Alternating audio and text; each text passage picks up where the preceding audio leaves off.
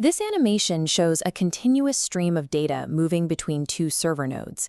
In large enterprise environments, keeping identical copies of a database across multiple physical locations requires strict architectural discipline.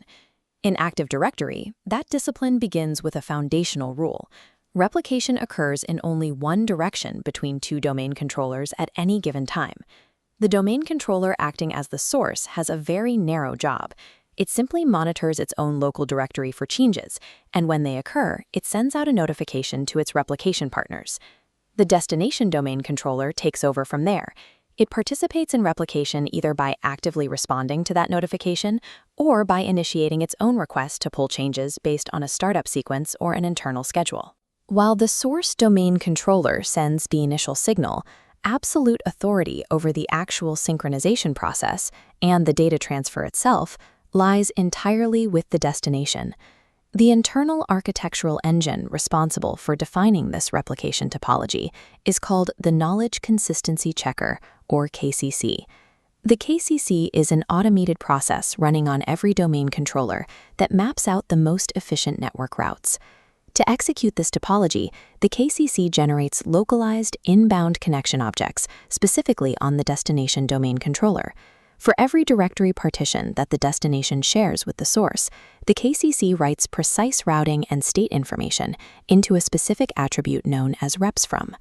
This repsfrom attribute acts as a localized ledger. It is completely isolated, meaning its contents are never replicated to other servers, and the destination uses it to maintain the exact parameters of its inbound connections.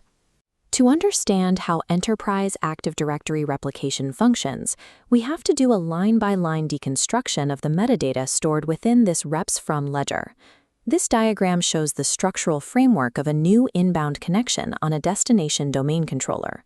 Right now, the repsfrom data array is empty.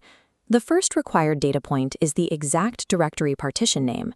This tells the destination exactly which logical segment of the directory this specific connection is authorized to synchronize. Next, the destination requires the source's exact NTDS settings object distinguished name, or DN. A distinguished name is a text string that uniquely identifies an object within the directory hierarchy, and here it establishes the source's cryptographic identity.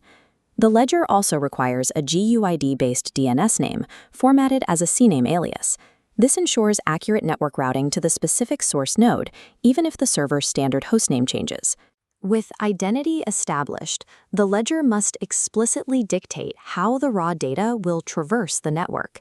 The KCC can write one of three possible protocol designations: intrasite for local connections, intersite using IP via remote procedure calls, or intersite using SMTP for environments with unreliable network links. Identity and network transport methods must be hard-coded into this local attribute before the domain controller can even attempt to negotiate a data transfer. Once the connection is established, the destination faces a mathematical problem: how to determine exactly which objects have changed on the source since their last successful sync. This diagram shows the direct USN vector. A USN, or update sequence number, is a 64-bit counter that increments every time a directory change occurs. The vector stored here acts as a high watermark. This vector is a pair. The first half is the object USN. This integer tracks updates made to the object as a whole. The second half is the property USN. This tracks granular updates to specific attributes within that object.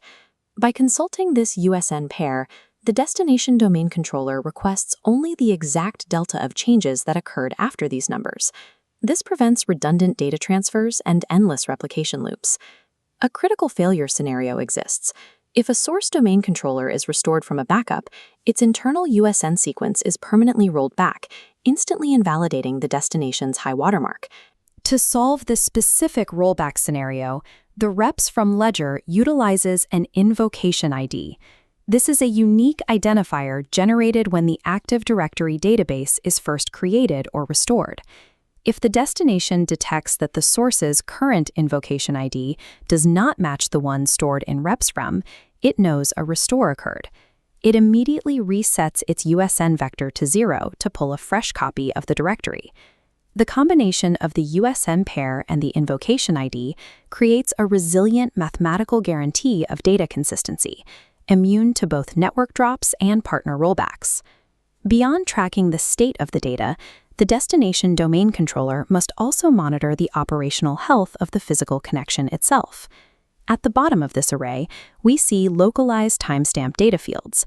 The ledger strictly logs the exact time of the last sync attempt and the time of the last successful replication.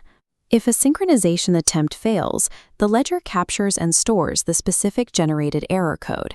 It also tracks a running tally of consecutive connection failures. Maintaining these health metrics locally enables the KCC to identify dead links and dynamically recalculate a new network topology, all without needing to query any external nodes. Under default conditions, replication is eager. When the destination receives a notification message from a source, it responds with an immediate request for those changes. This split-screen logic flow illustrates how option flags within reps_from alter this process. The presence of the Never Notify flag causes the destination to block incoming notification requests entirely, generating an error instead of pulling data. The KCC applies this flag under two specific conditions. The first is when the connection object is inbound from a server located in a completely different physical site. Designating the destination as an inter-site bridgehead server forces it to pull replication strictly according to the schedule defined on the site link object. It purposefully ignores immediate notifications to conserve bandwidth over wide area networks. The second condition for the Never Notify flag occurs during the initial promotion process of adding Active Directory to a completely new domain controller. Initial promotion requires transferring the massive, complete directory partition. This demands a controlled, scheduled pull of data, rather than reacting to the rapid-fire push notifications that occur during normal operation. By utilizing the Never Notify flag, the KCC overrides aggressive push notification behaviors. It protects fragile WAN links and initial deployment states through forced methodical scheduling. This macro view diagram shows the entire operational relationship between the source and destination domain controllers, governed by the fully populated reps_from ledger. The cycle begins when the source generates a local change and sends a notification trigger. Upon receiving the signal, the destination domain controller consults its local ledger. It checks the notification flags and inspects its USN high watermark. Finally, the destination transmits a precise pull request back to the source, executing the sync. While the KCC draws the architectural map, the localized reps_from attribute serves as the definitive execution engine for that topology. This brings us back to a critical architectural rule. Data within the reps_from attribute is exclusively local. It is never replicated to other domain controllers. If connection states, high watermarks, and failure counts were replicated globally, the system would be paralyzed. Updating a status field would trigger another replication event, instantly causing infinite destructive replication loops of metadata across the enterprise. This strict localization allows every single domain controller to autonomously monitor, heal, and rebuild its own inbound connections without relying on a centralized master database. For infrastructure architects, this means that when diagnosing replication failures, the definitive truth of the system state is always found on the destination, not the source. Active Directory achieves its resilience not through centralized control, but through the decentralized, rigidly enforced authority of the local reps. For Matchable,